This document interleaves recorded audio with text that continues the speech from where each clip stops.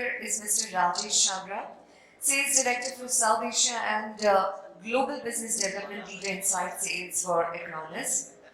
He's team-oriented senior sales professional with a successful track record and over 23 years of experience spanning sales, marketing, profit center head, business development for data center transformation, collaboration, contact center, SD-WAN, SD-LAN, hybrid cloud solutions and technologies. He specializes in selling to enterprise customers in manufacturing, ITS, communication and media, banking and insurance markets. Please, ladies and gentlemen, put your hands together for Mr. Rajesh Chhabra. Hi, good afternoon, everyone. So, after this introduction, I'll just start with the presentation. So, the context of this presentation is, I don't know how many of you are aware about Acronis. We'll talk about that as we move into the presentation. But I will focus on practical tips for ransomware vulnerabilities and other cyber attacks.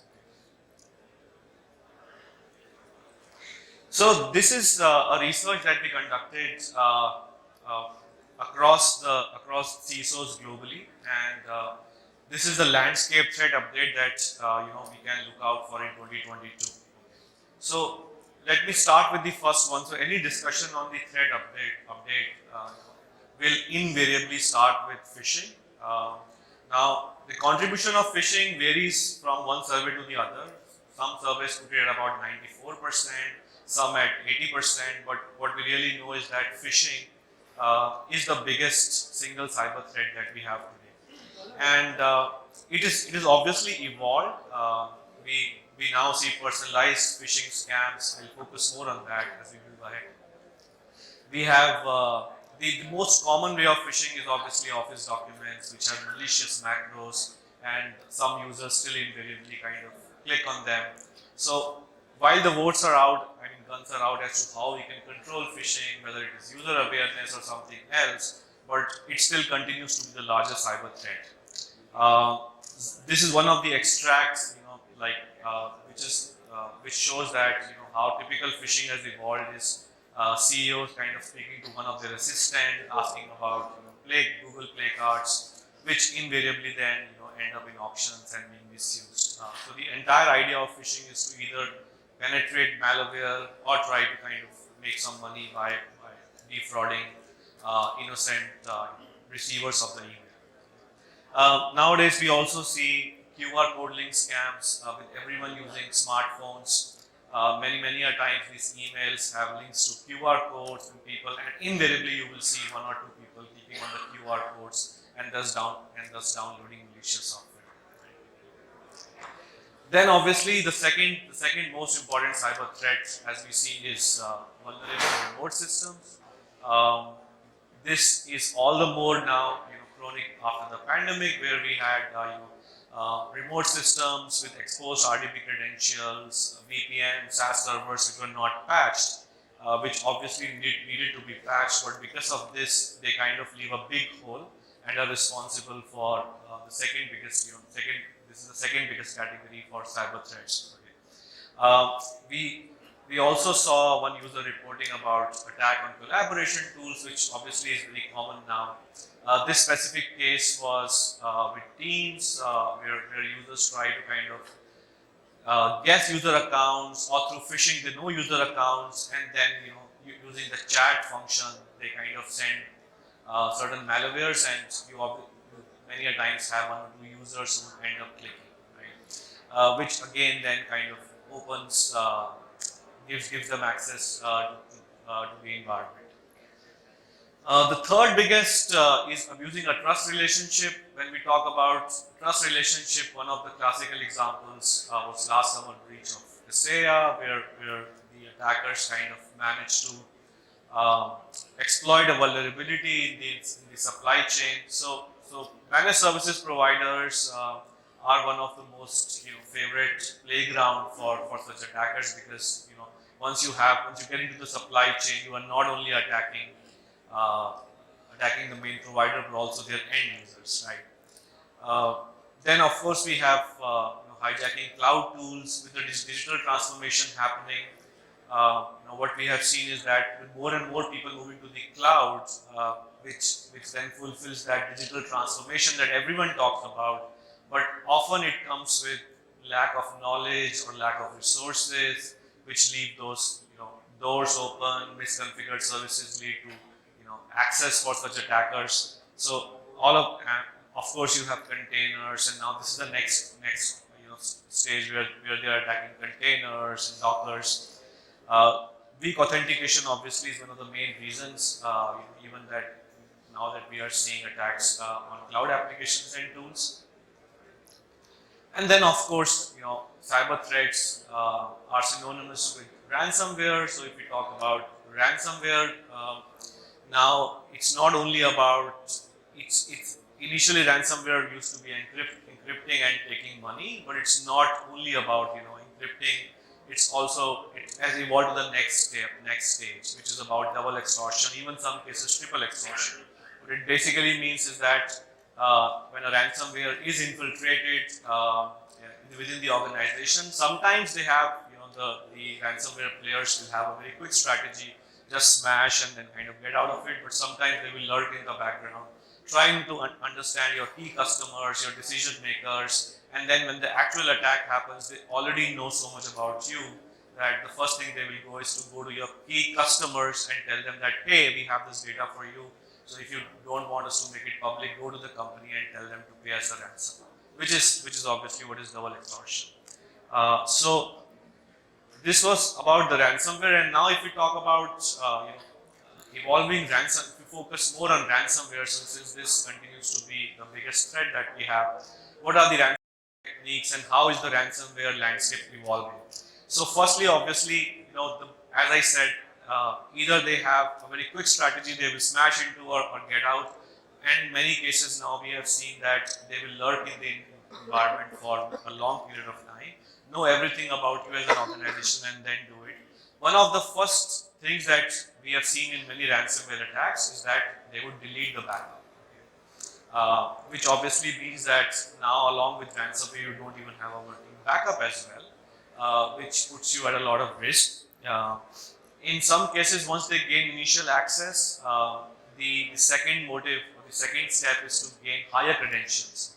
So they would go and look for administrative access, which will allow them to uninstall security tools, also allow them probably to infiltrate malware through their group policy, and even before you know, malware is spread throughout the organization, right?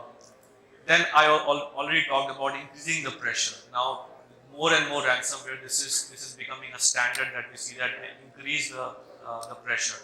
So it's not only about having a working backup and assuming that there is a working backup, but it's not only about that. It's now also about leakage of sensitive information. So even if you have a working backup and you don't want to pay the ransom, you might still have to pay it because they would threaten you with leaking the information out to your customers. And in some cases, we see that they also trigger privacy fines. In one of the cases in Germany, they actually triggered leaked some information which led to GDPR fines being imposed, right?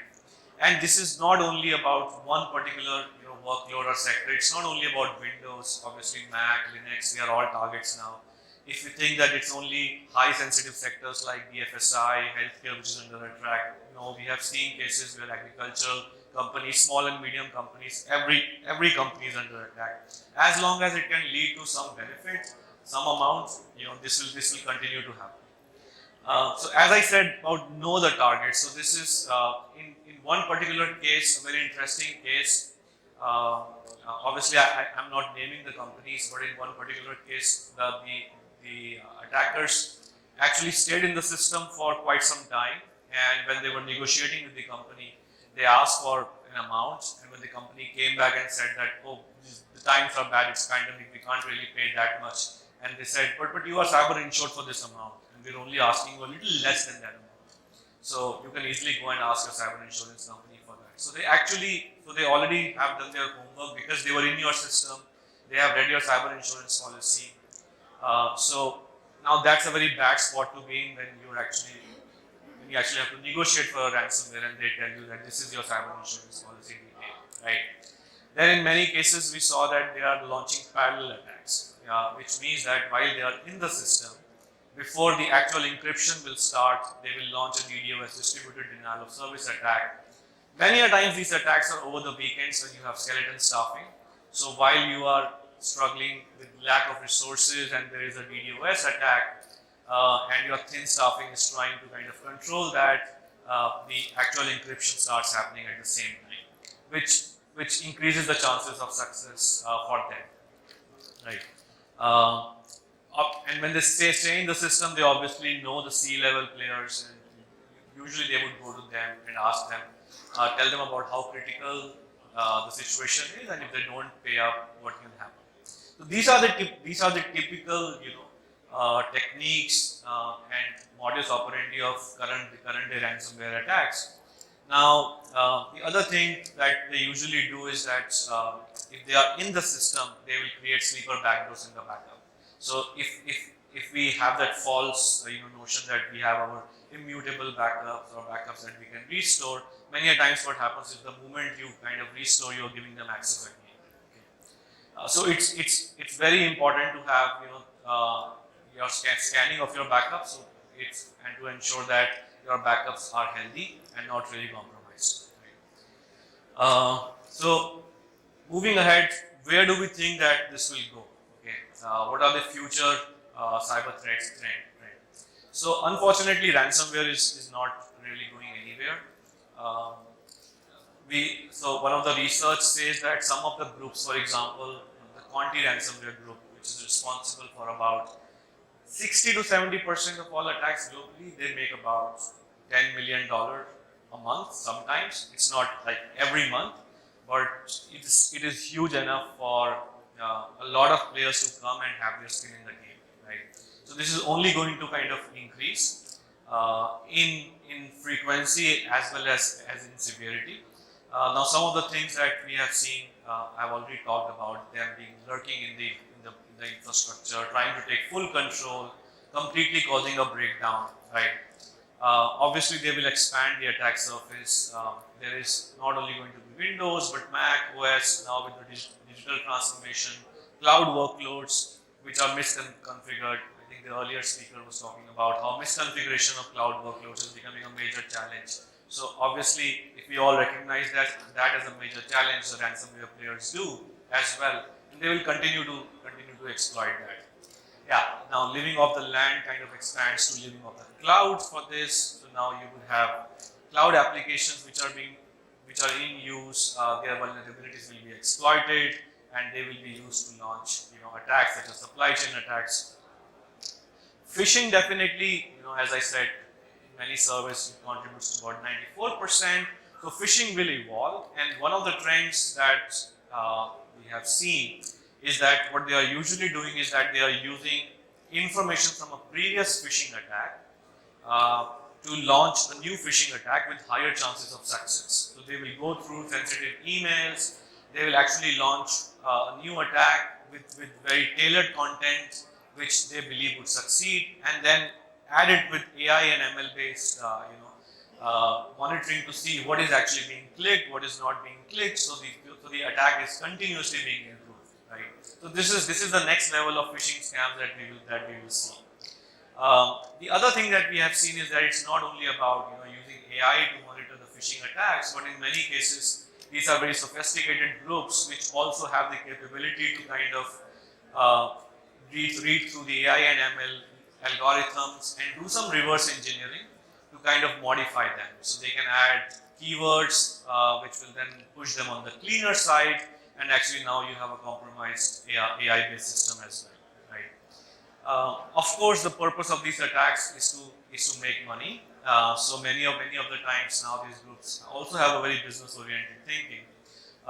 In one case, we saw that they actually went ahead and changed the bank account's name details for the receiver for a particular company. So for a long time, the funds started getting deposited into the ransomware account. So this is the future of the ransomware trends that we believe the industry will see. So how can we prevent? So one of the strategies that we often talk about is that not one single layer of protection will help. We need to have a holistic approach. One of the best approaches against such attacks would be defense in depth. So this is one of the extracts from how Acronis kind of protects and has this multiple layers of protection. It all starts with patching regularly, because we know that unpatched systems workloads are the biggest contributor to such attacks. And then having multiple layers, URL filtering, of course, having an anti-malware engine scan, AI-based static analyzer. One of the most important thing is for many such solutions who provide IT infrastructure protection to actually protect themselves first. Because what we have seen is that in many of the attacks, the first thing that attackers do is to go ahead and first enable or uninstall these applications itself. So they would stop backup applications, they would uninstall antivirus applications. So the ability of such softwares to protect themselves is also very important in case of an attack, so that they won't get disabled. So what we are trying to say here is that one of the best techniques is definitely to have defense in depth, right? Now moving ahead, this is basically from this is a report from NIST in terms of vulnerabilities. We saw a staggering vulnerabilities reported last year. 18,000 vulnerabilities reported in 2022 by NIST.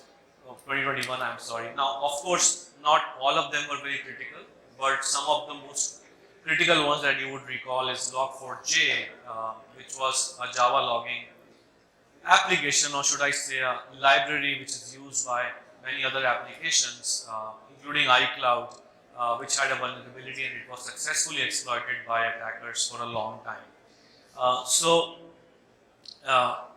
And this had a patch, obviously. So with this, obviously, keep this question very open for all of us, that how do we have our patching strategy? Is it automated? Are we really patching in time? Now, survey after survey says that the time after a vulnerability, a patch is available, the time to patch it by organizations is about 94 days to about 100 days. So you actually, if on the first day of a vulnerability you have a chance of that vulnerability being exploited, after the patch is released 200 days, that keeps on exponentially increasing. So having an automated patch management approach is very, very important here. Right? So with Acronis, you do have automated patch management, vulnerability assessment, but since I'm not really focusing here on Acronis as such, because the main agenda for my presentation is to focus on ransomware and a practical checklist. We do have our booth outside, so in case anyone of you is interested in knowing more about Acronis, we'll be more than happy to help you here. But in the interest of time, just let me quickly kind of move ahead. So cyber protection, we believe is the way to go. And when we say cyber protection, it is not only backup, not only security, not only DR, but looking at all the elements of IT infrastructure protection in one holistic view, right? So, in a nutshell, we at Acronis have the cyber protection solution. And I don't know how many of you know, but this term cyber protection was actually coined by Acronis, which is now being used as a standard. So, cyber protection is about having next-gen cyber security integrated with backup along with enterprise protection management features. So, a solution which kind of has all of these elements in an integrated manner, speaks to each other, is capable of providing you a higher level of protection. Now, moving to the checklist of how you can build a robust defense against cyber threats. I think the first, most of these steps, 𝗥𝗵𝗃, so I don't really need to kind of go into detail, but this is more of a reinforcement for all of you. The first is obviously to have an anti-malware measure which is capable of understanding the threat by behavior. Now, why it is important is because most of the threats we are seeing are 0-day. We are no longer dealing with ransomware, groups which are like teens, out of college who don't really know a lot but try to do it for fun. We are now living in times where ransomware is sold as a service. You can go on the dark web and buy it. The good guys know AI, the bad guys also know AI, and they also use it very effectively. So obviously in that era, you need to have very robust ransomware or malware protection by behavior, not only by the standard signature-based detection. and many companies, there is no point. I'll just take 2 more minutes. So there is no point investing millions of dollars in applications if we don't get the fundamentals right. So having strong passwords, not having the same password as your beloved social media website. These are basic things that we need to train our employees on. Then applications like I talked about in the, exposed RDP credentials or applications which are exposed to the internet. Minimizing their exposure. If possible, segmenting your internal networks. If there is no need for one part of the business to communicate, application to communicate with the other part, not really allowing that communication. For example, in many audits we see that workloads which only need basic access, have a lot more access than they should have. Then one of the things that the previous speakers also talked about is that all of this is fine, but if you do not have visibility of what all you have, then it's useless. So you need to have full visibility. One incident which comes to my mind is an attack where a SQL server that the company didn't even know they had was used to kind of foster the attack, right? So security awareness training, obviously, with all the elements that I talked about, is very, very important. Having email security, URL filtering. So one of the things I want to highlight is incident management response. We all believe that it's very important, but in many cases we have seen is that it actually is very, very, it's not active. It is only used as a reactive measure once the attack actually happens. So having a proactive incident measurement system is very important. Now the other things are very, very common. All of you know about it, but yeah, in the end, the advice is to follow framework from institutes like NIST, which really gives you a standard approach of how you can be a step ahead of the ransomware players. Yeah. So for today, this is all from my side. Thanks a lot for listening to me. My marketing team told me that I should not step down before announcing that please visit our booth. We also have a couple of awards for you to drop your cards. We are all eager to see you there. Thank you.